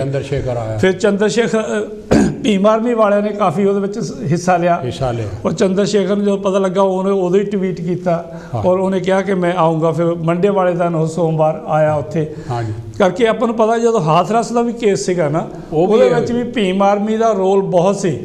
ਉਸ ਤੋਂ ਬਾਅਦ ਹੀ ਬਾਕੀ ਜਿਹੜੀਆਂ ਹੋਰ ਲੀਡਰ ਸੀਗੇ, ਪਾਰਟੀਆਂ ਸੀਗੀਆਂ, ਉਹ ਇਨਵੋਲਵ ਹੋਈਆਂ ਸੀ। ਔਰ ਇੱਥੇ ਵੀ ਸੇਮ ਹੀ ਹੋਇਆ कि चंद्रशेखर आजाद आया और उस तो बाद बाकियों ਨੂੰ ਸੁਰਤ आई फिर केजरीवाल भी जाके आया और राहुल होनी भी उत्थे जाके आए तो राहुल होनी भी बड़ियां फोटो खिचाਉਂਦੇ ਹੈਗੇ ਆ ਕਾਰ 'ਚ ਉਹਦੀ ਮਦਰ ਨੂੰ ਬਿਠਾ ਕੇ ਉਹਦੇ ਨਾਲ ਵੀ ਫੋਟੋ ਖਿਚਾਈਆਂ ਬਿਲਕੁਲ मतलब ਇੱਕ ਤਰ੍ਹਾਂ ਦਾ ਆਪਣਾ ਪ੍ਰੋਪੇਗੈਂਡਾ ਕਰਦੇ ਹੈਗੇ ਆ ਜੇ ਰੀਲੀ ਇਨਸਾਫ ਕਰਨਾ ਹੋਵੇ ਤਾਂ देयर इज मैनी वेज ਜਿਹੜਾ ਇੱਕ ਫਾਸਟ ਟਰੈਕ ਦੇ ਉੱਤੇ ਜਿਹੜਾ ਕੋਰਟ ਲਾ ਕੇ ਉਹਦੇ ਤੇ ਵੀ ਇਹਨਾਂ ਨੂੰ ਲੋਕਾਂ ਨੂੰ ਸਜ਼ਾ ਦਿੱਤੀ ਜਾ ਸਕਦੀ ਹੈਗੀ ਆ। ਪਿਆਰੇ ਦਰਸ਼ਕੋ, ਬੇਟੀ ਬਚਾਓ ਬੇਟੀ ਪੜ੍ਹਾਓ ਬੇਟੀ ਬਚਾਓ ਇੱਕ ਇਹ ਐਗਜ਼ਾਮਪਲ ਹੈ। ਹਾਸ ਰਸ ਦੀ ਵੀ ਐਗਜ਼ਾਮਪਲ ਆ, ਉਨਾਓ ਦੀ ਵੀ ਐਗਜ਼ਾਮਪਲ ਹੈ। 40,000 ਤੋਂ ਉੱਪਰ ਜਿਹੜੇ ਆ ਐਨੂਅਲ ਰੇਪ ਹੁੰਦੇ ਆ ਜੀ 16 ਮਿੰਟ ਤੋਂ ਬਾਅਦ ਇੱਕ ਰੇਪ ਹੁੰਦਾ ਜੀ। ਭਾਰਤ ਦੀ ਇਹ ਹਾਲਤ ਹੈ। ਦਿੱਲੀ ਭਾਰਤ ਦੀ ਰਾਜਧਾਨੀ ਦੀ ਇਹ ਮਤਲਬ ਸਿਚੁਏਸ਼ਨ ਹੈ ਜਿਹੜਾ ਮਤਲਬ ਕੇਸ ਹੁੰਦੇ ਇੱਥੇ ਔਰ ਦੇਖੋ ਦਿੱਲੀ ਦੇ ਵਿੱਚ ਹੀ ਪਿਛਲੇ 6 ਮਹੀਨਿਆਂ ਦੇ ਵਿੱਚ ਜਿਹੜਾ 63% ਜਿਹੜੇ ਕ੍ਰਾਈਮ ਅਗੇਂਸਟ ਵੂਮਨ ਹੈਗੇ ਆ ਉਹ ਵਧੇ ਆ। ਹਾਲਾਂਕਿ ਕਹਿੰਦੇ ਕੇਜਰੀਵਾਲ ਉੱਥੇ ਬਹੁਤ ਵਧੀਆ ਉਹਦਾ ਸ਼ਾਸਨ ਹੈਗਾ ਆ, ਹਾਲਾਂਕਿ ਠੀਕ ਆ ਪੁਲਿਸ ਜਿਹੜੀ ਆ ਸੈਂਟਰ ਦੇ ਅਧੀਨ ਹੈ। ਮਤਲਬ ਕੇਜਰੀਵਾਲ ਉੱਥੇ ਜਿਹੜੀ ਹੈਗੀ ਯੂਨੀਅਨ ਟੈਰੀਟਰੀ ਦੀ ਸਰਕਾਰ ਔਰ ਜਿਹੜੇ ਸੈਂਟਰ ਦੀ ਸਰਕਾਰ ਉਹ ਦੋਨੇ ਜ਼ਿੰਮੇਵਾਰ ਇਸ ਚੀਜ਼ ਦਾ ਵੀ ਇੱਦਾਂ ਦੀਆਂ ਘਟਨਾਵਾਂ ਜਿਹੜੀਆਂ ਹੁੰਦੀਆਂ ਇਹ ਬੜੀ ਦੁਖਦਾਈ ਚੀਜ਼ ਹੈਗੀ ਆ ਕਿ ਇਹ ਉਹਨਾਂ ਨੇ ਮਤਲਬ ਇਹ ਜਿਹੜਾ ਹੋਣ ਔਰ ਇਨਸਾਫ ਨਹੀਂ ਦੇ ਰਹੇ। ਹਾਂ ਪਿਆਰੇ ਦਰਸ਼ਕੋ, ਟਾਈਮ ਜਿਹੜਾ ਹੈਗਾ ਬਹੁਤ ਥੋੜ੍ਹਾ ਰਹਿ ਰਿਹਾ ਸਾਡੇ ਕੋਲ, ਬਹੁਤ ਕੁਝ ਤੁਹਾਨੂੰ ਦੱਸਣ ਲਈ ਆ। ਇਹਦੇ ਨਾਲ ਹੀ ਮੈਂ ਮੈਂਸ਼ਨ ਕਰ ਦੇਣਾ ਚਾਹੁੰਦਾ ਜਿਹੜਾ ਛੂਆ-ਛਾਤ ਜਾਂ ਨਫ਼ਰਤ ਹੈ। ਇੱਕ ਲੜਕੀ ਜਿਹੜੀ ਭਾਰਤ ਦੀ ਓਲੰਪਿਕ ਟੀਮ ਦੇ ਵਿੱਚ, ਹਾਕੀ ਦੀ ਓਲੰਪਿਕ ਟੀਮ ਦੇ ਵਿੱਚ ਬੰਦਨਾ ਕਟਾਰੀਆ ਜਿਹੜੀ ਖੇਡਦੀ ਸੀਗੀ ਔਰ ਭਾਰਤ ਦੀ ਜਿਹੜੀ ਹੈਗੀ ਆ ਉਹਦਾ ਪਿੰਡ ਹੈਗਾ ਰੋਸ਼ਨਾਬਾਦ ਹਰਿਦੁਆਰ ਦੇ ਲਾਗੇ ਔਰ ਉਹ ਫਾਈਨਲ ਜਿਹੜਾ ਮੈਚ ਜਿਹੜੀ ਲੜਕੀਆਂ ਦੀ ਉਹ ਅਰਜਨਟੀਨਾ ਤੋਂ ਹਾਰ ਗਈ। ਸੈਮੀਫਾਈਨਲ ਅਰਜਨਟੀਨਾ ਤੋਂ ਹਾਰ ਗਈ। ਜਿਸਲੇ ਹਰੀ ਤਾਂ ਜਿਹੜੇ ਉੱਚੀ ਜਾਤ ਵਾਲੇ ਆ ਉਹਨਾਂ ਦੇ ਘਰ ਦੇ ਬਾਹਰ ਜਾ ਕੇ ਉਹਨਾਂ ਨੇ ਨਕਲੀ ਭੰਗੜਾ ਪਾਇਆ, ਪਟਾਕੇ ਵਜਾਏ ਔਰ ਜਿਹੜੇ ਘਰ ਵਾਲੇ ਉਹਦੇ ਲੜਕੀ ਦੇ ਬਾਹਰ ਆਏ ਤਾਂ ਉਹਨਾਂ ਨੂੰ ਜਾਤਪਾਤ ਦੀਆਂ ਗੱਲਾਂ ਕਹਿ ਕੇ ਉਹਨਾਂ ਨੂੰ ਗਾਲਾਂ ਬਾਲਾਂ ਕੱਢੀਆਂ, ਬੁਰਾ ਭਲਾ ਕਿਹਾ ਔਰ ਇੱਥੋਂ ਤੱਕ ਵੀ ਕਿਹਾ ਕਿ ਬਾਹਰ ਟੀਮਾਂ ਦੇ ਵਿੱਚ ਅਨਟੱਚੇਬਲ ਜਾਂ ਸ਼ਡਿਊਲਡ ਕਾਸਟ ਬਹੁਤ ਪਾਉਂਦੇ ਆ ਔਰ ਸਾਡੇ ਲਈ ਹੋਰ ਕੁਝ ਨਹੀਂ ਲਿਆਉਂਦੇ, ਬਾਹਰੋਂ ਸ਼ੇਮ ਲਿਆਉਂਦੇ ਆ। ਇਹਨਾਂ ਕਰਕੇ ਅਸੀਂ ਇਹ ਜਿਹੜਾ ਮੈਚ ਹਰੇ ਆ। ਸੋ ਜਿਹੜੀ ਬੰਦਨਾ ਕਟਾਰੀਆ ਆ ਨਾ ਉਹ ਮਤਲਬ ਜਿਹੜਾ ਉਹ ਹੁੰਦਾ ਟਰੈਕ ਆਪਣੇ ਹੈਡ ਟਰੈਕ ਉਹਨੇ ਕੀਤਾ 3 ਮੈਚ ਦੇ ਵਿੱਚ 3 ਉਹਨੇ ਗੋਲ ਕੀਤੇ ਹੈਗੇ ਆ ਜਿਹੜਾ ਕਿ ਇੰਡੀਆ ਦੇ ਕਿਸੇ ਵੀ ਪਲੇਅਰ ਨੇ ਪਹਿਲਾਂ ਕੀਤਾ ਨਹੀਂ ਹੈਗਾ। ਕੋਲ ਲੈ ਲਈ। ਠੀਕ ਹੈ। ਹੈਲੋ ਜੀ, ਜਗਦੇ ਜੈ ਭੀਮ ਕੌਣ ਤੇ ਕਿੱਥੋਂ ਸਾਹਿਬ ਜੀ? ਹੈਲੋ ਸਰਕਾਰ, ਦੋਨਾਂ ਭਰਾਵਾਂ ਨੂੰ ਜੈ ਭੀਮ ਜੈ ਗੁਰਦੇਵ। ਦੀਵਾਨ ਜੀ ਤੁਹਾਡਾ ਸਵਾਗਤ ਹੈ ਕਾਂਚੀ ਟੀਵੀ ਤੇ। ਕੀ ਕਹਿਣਾ ਚਾਹੁੰਦੇ ਹੋ?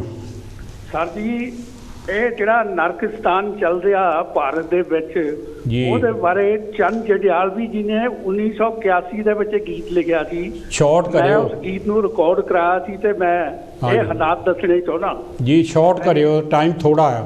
ਹਾਂਜੀ ਉਹ ਕਹਿੰਦਾ ਚੰਦ ਜੜਿਆਲਵੀ ਜੀ ਲਿਖਦੇ ਨੇ, ਕਿੱਦਾਂ ਕਰਾਂ ਭਰੋਸਾ ਜਿੱਥੇ ਨਫ਼ਰਤ ਹੈ ਪ੍ਰਧਾਨ, ਸਾਂਭੋ ਆਪਣੀ ਦੁਨੀਆ ਜਿੱਥੇ ਪਲਦੇ ਨਹੀਂ ਅਰਮਾਨ, ਇੱਥੇ ਪੱਥਰ ਹੈ ਭਗਵਾਨ।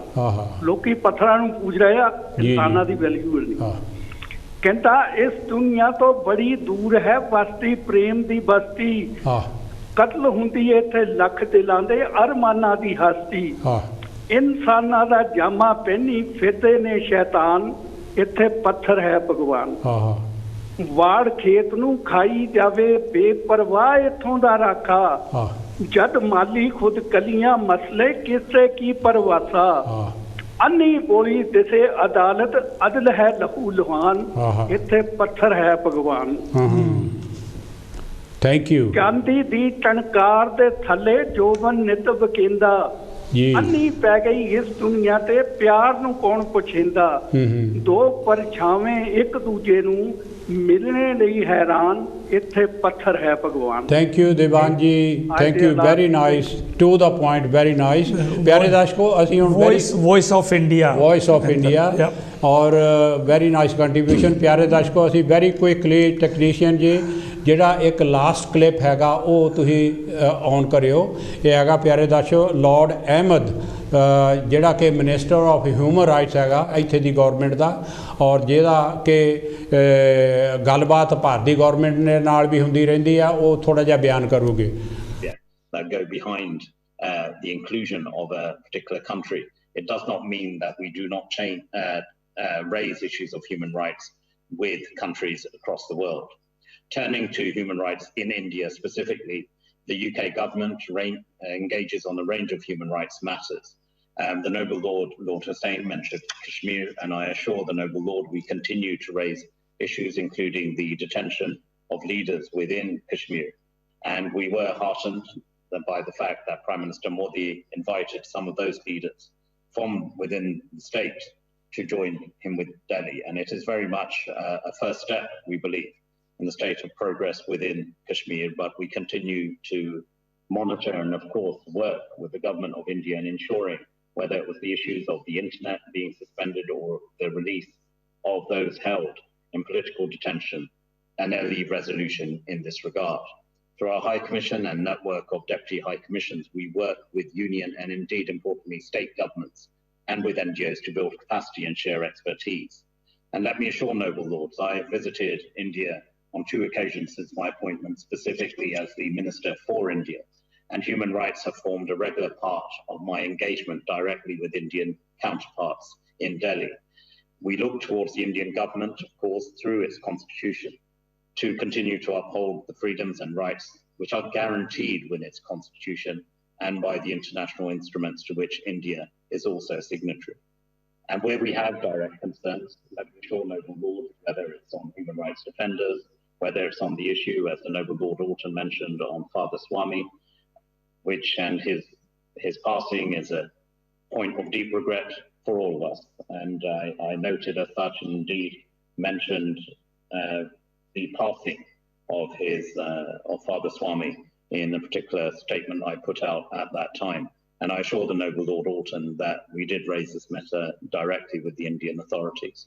And it's thanks to our deepening relationship that we have been able to engage on such sensitive matters with Indian counterparts on a regular basis and as sovereign equals.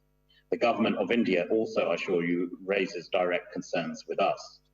Just to give you some insight, in December, the Foreign Secretary discussed a number of human rights issues, including those relating to Kashmir with Indian Minister of External Affairs, Dr. Jaishankar. On the 5th of January, our Acting High Commissioner in New Delhi spoke with officials from India's Ministry of External Affairs about the issue of minority communities within India. On the 15th of March, whilst I was visiting India, I discussed the situation for different religious communities, including Christians and Muslims, as well as the situation with Kashmir with India's Minister of State for Home Affairs, Kishan Reddy. And these were both productive and constructive engagements. And in October and December last year, I've been raising concerns with the High Commissioner about the impact on the NGOs. And the Noble Lord Cashman and the Noble Lady Baroness Northover rightly raised the issue of Amnesty International, including the issue of the Foreign Contribution Regulations Act. And I have requested that all amnesty accounts be unfrozen whilst the investigation is ongoing, and stress the important role that organisations like Amnesty play in any given democracy. And I meet quite regularly with the representatives of Amnesty International here at the FCDO. In my capacity as Minister for South Asia and Minister for Human Rights, I regularly have frank discussions on the topic with the Ministry of External Affairs in New Delhi and the Indian High Commission in London. And most recently this month, we also had discussions around this during my visit to New York with the Indian Permanent Representative to the UN in New York. Within our human rights work, as Noble Lords will be aware, a key priority for the Prime Minister, the Foreign Secretary, and indeed for myself is the issue of freedom of religion or belief and promoting respect between different religious communities. The British High Commission regularly meets with representatives from all faiths to understand their perspectives. And the excellent team on the ground undertakes a variety of projects to promote interfaith dialogue. For example, in 2020, we hosted a virtual roundtable with leaders from faith communities. This year, the British High Commission hosted a multi-faith virtual iftar during Ramadan, and I was very pleased to speak at that event, which included leaders from across India's Muslim community, but also the wider religious tapestry that make up modern India today.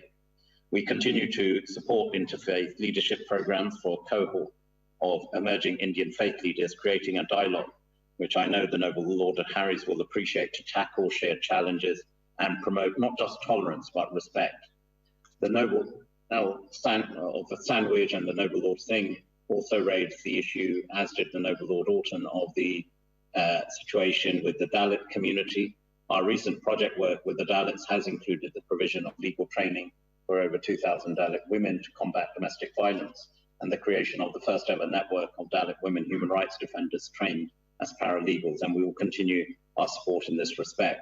The British High Commission also held an event on empowering Muslim youth, which saw over 100 educational institutions participating in 6 3-day workshops.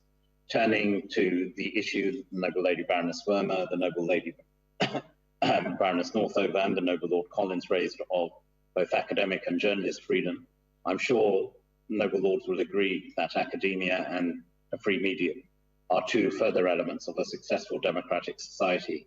Here again, India and the United Kingdom share fundamental values. We regularly engage Indian media, which promotes lively debate.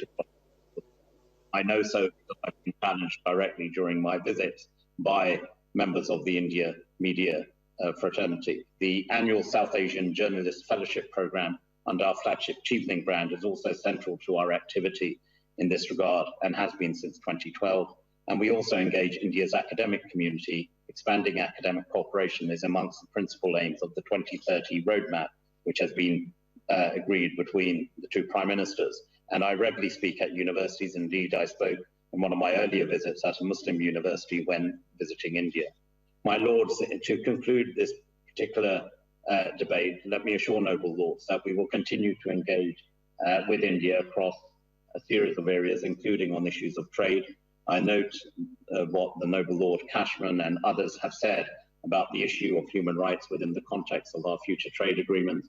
And let me assure you that human rights remain central to our thinking as we negotiate trade agreements around the world. We will also continue to work with the government of India. ਪਿਆਰੇ ਦਰਸ਼ਕੋ, ਤੁਸੀਂ lord Ahmad ਜਿਹੜਾ ਹੈਗਾ ਉਹਦਾ ਤੁਸੀਂ ਜਵਾਬ ਸੁਣਿਆ, ਉਹਦੇ ਬਾਰੇ ਗੱਲਬਾਤ ਅਸੀਂ ਕਰਾਂਗੇ। ਉਸ ਤੋਂ ਪਹਿਲਾਂ ਇੱਕ ਲਾਈਵ ਕਾਲ ਹੈ। ਹੈਲੋ ਜੀ, ਜੈ ਗੁਰਦੇਵ, ਜੈ ਭੀਮ ਕੌਰ ਤੇ ਕਿੱਥੋਂ ਸਾਹਿਬ ਜੀ? ਹੈਲੋ ਜੀ, ਹਾਂਜੀ ਮੈਂ ਮਦਨ ਸੋਹਲ ਲੰਡਨ ਤੋਂ ਬੋਲਦਾ ਜੀ। ਹਾਂਜੀ, ਕੀ ਕਹਿਣਾ ਚਾਹੁੰਦੇ? ਤੁਹਾਡਾ ਸਵਾਗਤ ਹੈ ਕਾਂਚੀ ਟੀਵੀ ਤੇ ਜੀ। ਹਾਂਜੀ, ਅੱਗੇ ਦੀ ਤਰ੍ਹਾਂ ਹਮੇਸ਼ਾ ਦੀ ਤਰ੍ਹਾਂ ਤੁਹਾਡਾ ਪ੍ਰੋਗਰਾਮ ਬਹੁਤ ਹੀ ਅੱਛਾ ਹੁੰਦਾ ਹੈਗਾ, ਤੁਸੀਂ ਬੜੀ ਜਾਣਕਾਰੀ ਦਿੰਦੇ ਹੈਗੇ। ਥੈਂਕ ਯੂ ਜੀ। ਔਰ ਬੜਾ ਸ਼ਲਾਘਾਯੋਗ ਹੈ। Thank you. ਔਰ ਉਮੀਦ ਰੱਖਦਾ ਹੈਗਾ, ਮੈਂ ਦੇਖਦਾ ਤਾਂ ਬਹੁਤ ਦੇਰਾਂ ਤੋਂ ਪ੍ਰੋਗਰਾਮ, ਲੇਕਿਨ ਮੈਂ ਪਹਿਲੀ ਵਾਰੀ ਮੈਂ ਤੁਹਾਨੂੰ ਨਾ ਕਿ ਯਾਦ ਕਰ ਰਿਹਾ, ਦੇਖ ਰਿਹਾ ਹੈਗਾ। ਔਰ ਉਮੀਦ ਰੱਖਦਾ ਕਿ ਇਸ ਤਰ੍ਹਾਂ ਅੱਛੇ ਤੋਂ ਅੱਛਾ ਹੋਰ ਵੀ ਪ੍ਰੋਗਰਾਮ ਦਿਆ ਕਰੋ। ਥੈਂਕ ਯੂ ਜੀ। ਟੈਲੀਫੋਨ ਕਰਦੇ ਰਿਹਾ ਕਰੋ, ਕੋਈ ਗੱਲ ਨਹੀਂ, ਡਰਿਆ ਨਾ ਕਰੋ। ਆਪਣਾ ਟੈਲੀਵਿਜ਼ਨ ਆਪਣੇ ਬੁਲਾਰੇ ਹੈਗੇ ਆ, ਇੱਦਾਂ ਕਰਿਆ ਕਰੋ, ਡਰੋ ਨਾ। ਹਾਂਜੀ, ਥੈਂਕ ਯੂ। ਦਵਿੰਦਰ ਜੀ, ਤੁਸੀਂ ਕੁਝ ਕਹਿਣਾ ਚਾਹੁੰਦੇ ਹੋ? ਥੈਂਕ ਯੂ ਜੀ, ਥੈਂਕ ਯੂ ਵੈਰੀ ਮੱਚ। ਮੈਂ ਕਹਿਣ ਲੱਗਾ ਜਦੋਂ ਆਪਾਂ ਪਹਿਲਾਂ ਗੱਲ ਕਰ ਰਹੇ ਸੀਗੇ, ਜਿਹੜੀ ਹਾਕੀ ਪਲੇਅਰ ਵੰਦਨਾ ਕਟਾਰੀਆ ਜੀ ਹੈ ਜੀ, ਉਹਨਾਂ ਬਾਰੇ ਵਿੱਚ ਫਿਰ ਟੈਲੀਫੋਨ ਆ ਗਿਆ ਤਾਂ ਆਪਾਂ ਫਿਰ ਹੋਰ ਗੱਲ ਹੋ ਗਈ। ਮੈਂ ਉਹ ਕਹਿਣਾ ਚਾਹੁੰਦਾ ਕਿ ਉਹਦਾ ਵਿਰੋਧ, ਮਤਲਬ ਜਿਹੜਾ ਉਹਨੇ ਦਿਖਾਵਾ ਕੀਤਾ, ਮਤਲਬ ਉਹ ਕਹਿੰਦੇ ਕਿ ਜਿਹੜੇ ਸ਼ਡਿਊਲਡ ਕਾਸਟ ਲੋਕ ਹੈਗੇ ਆ, ਲੋਅ ਕਾਸਟ ਲੋਕ ਹੈਗੇ ਆ, ਇਹ ਲੋਕ ਓਲੰਪਿਕ ਵਿੱਚ ਚਲੇ ਜਾਂਦੇ ਆ, ਉੱਥੇ ਫਿਰ ਜਿੱਤ ਕੇ ਨਹੀਂ ਆਉਂਦੇ। ਇਹਨਾਂ ਨੂੰ ਮਤਲਬ ਸਵਾਲ ਬਣਦਾ ਕਿ ਇਹ ਰਿਜ਼ਰਵ ਸੀਟਾਂ ਤੋਂ ਜਿੱਤ ਕੇ ਜਾਂਦੇ ਆ, ਤਾਂ ਕਿ ਜਦੋਂ ਓਲੰਪਿਕ ਦੇ ਵਿੱਚ ਜਾਂਦੇ ਉੱਥੇ ਰਿਜ਼ਰਵ ਜਾਂ ਆਰਕਸ਼ਣ ਦੇ ਤੌਰ 'ਤੇ ਨਹੀਂ ਜਾਂਦੇ, ਆਪਣੀ ਹਿੰਮਤ ਨਾਲ, ਆਪਣੀ ਮਿਹਨਤ ਨਾਲ ਪਾਸ ਹੋ ਕੇ, ਸਿਲੈਕਟ ਹੋ ਕੇ ਜਾਂਦੇ ਹੈਗੇ ਆ। ਬਿਲਕੁਲ। ਔਰ ਤੁਸੀਂ ਦੇਖੋ, ਆਜ਼ਾਦੀ ਓਲੰਪਿਕਸ ਚਲੀਆਂ ਹੈਗੀਆਂ, ਭਾਰਤ ਨੇ ਕਿੰਨੇ ਕੁ ਮੈਡਲ ਲਿਆਂਦੇ ਆ।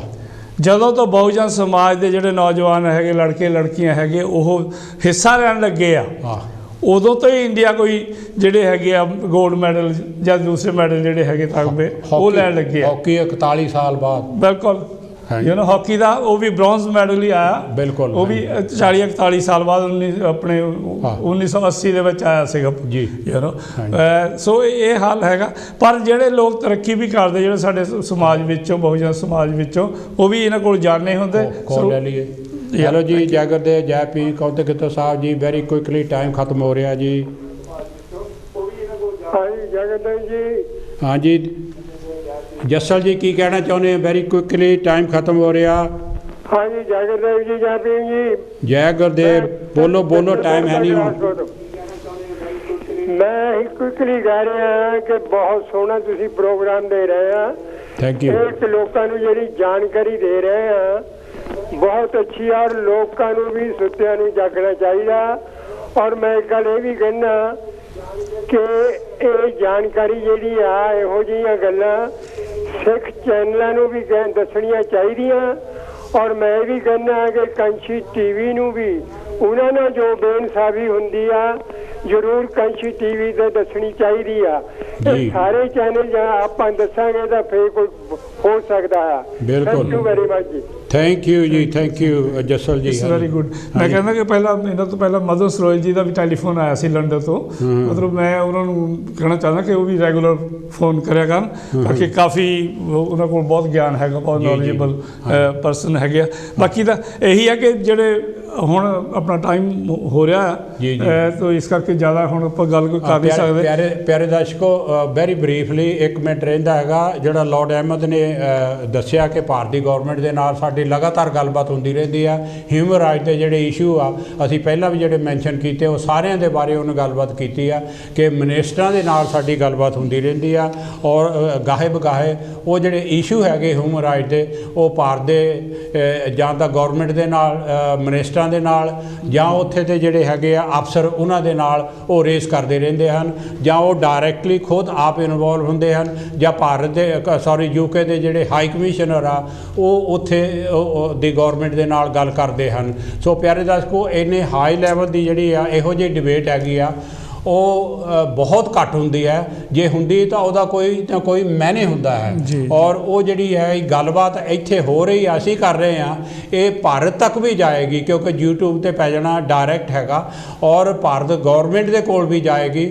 ਸਾਡੀ ਆਵਾਜ਼, ਤੁਹਾਡੀ ਆਵਾਜ਼, ਕਾਂਸ਼ੀ ਟੀਵੀ ਦੀ ਆਵਾਜ਼ ਜਿਹੜੀ ਆ, ਇਹ ਰਲ ਕੇ ਭਾਰਤ ਦੇ ਲੋਕਾਂ ਦੇ ਜਿਹੜੇ ਦੁੱਖ ਤਕਲੀਫ ਹੈਗੇ ਆ ਉਹਨਾਂ ਨੂੰ ਜਿਹੜਾ ਹਾਈਲਾਈਟ ਕਰਨਾ, ਮੈਂ ਸਮਝਦਾ ਕਿ ਸਾਡੀ ਮੋਰਲ ਡਿਊਟੀ ਆ। ਅਸੀਂ ਉਹਨਾਂ ਦੇ ਨਾਲ ਉੱਥੇ ਖੜੇ ਨਹੀਂ ਹੋ ਸਕਦੇ ਤਾਂ ਘੱਟੋ ਘੱਟ ਉਹਨਾਂ ਦੇ ਹੱਕਾਂ ਬਾਰੇ ਤਾਂ ਅਸੀਂ ਆਵਾਜ਼ ਉਠਾ ਸਕਦੇ ਹਾਂ। ਸੋ ਪਿਆਰੇ ਦਰਸ਼ਕੋ, ਇਹ ਟਾਈਮ ਖਤਮ ਹੋ ਗਿਆ ਔਰ ਅਸੀਂ ਅਗਲਾ ਪ੍ਰੋਗਰਾਮ ਵੀ ਇਹੋ ਜਿਹਾ ਲੈ ਕੇ ਆਵਾਂਗੇ। ਹੋ ਸਕਦਾ ਭਾਰਤ ਦੀ ਆਜ਼ਾਦੀ ਦਾ ਪ੍ਰੋਗਰਾਮ ਲੈ ਕੇ ਆਈਏ। ਔਰ ਇਹੋ ਜਿਹਾ ਪ੍ਰੋਗਰਾਮ ਤੁਸੀਂ ਹਿੱਸਾ ਜ਼ਰੂਰ ਲਿਆ ਕਰੋ, ਟੈਲੀਫੋਨ ਕਰਕੇ ਸਾਨੂੰ ਪਤਾ ਲੱਗਦਾ ਰਹੇ ਕਿ ਅਸੀਂ ਸਹੀ ਕਰ ਰਹੇ ਹਾਂ, ਔਰ ਤੁਸੀਂ ਜ਼ਰੂਰ ਦੱਸਿਆ ਕਰੋ। ਸੋ ਸਾਡੇ ਵੱਲੋਂ ਹੁਣ ਜਿਨ੍ਹਾਂ ਨੇ ਹਿੱਸਾ ਲਿਆ ਹੈਗਾ ਉਹਨਾਂ ਦਾ ਬਹੁਤ ਬਹੁਤ ਧੰਨਵਾਦ ਹੈਗਾ। ਔਰ ਜਿਹੜੇ ਵੀ ਇਸ਼ੂ ਰੇਜ਼ ਕੀਤੇ ਆ ਗਾਹੇ ਬਗਾਹੇ, ਅਸੀਂ ਉਹਨਾਂ ਨੂੰ ਡਿਟੇਲ ਦੇ ਵਿੱਚ ਅਸੀਂ ਉਹਨਾਂ ਦੇ ਉੱਤੇ ਚਾਨਣਾ ਪਾਵਾਂਗੇ, ਹਾਈਲਾਈਟ ਕਰਾਂਗੇ। ਹੁਣ ਸਾਡੇ ਦੋਨਾਂ ਵੱਲੋਂ ਜੈ ਗੁਰਦੇਵ, ਜੈ ਭੀਮ, ਜੈ Bharat. Thank you very much.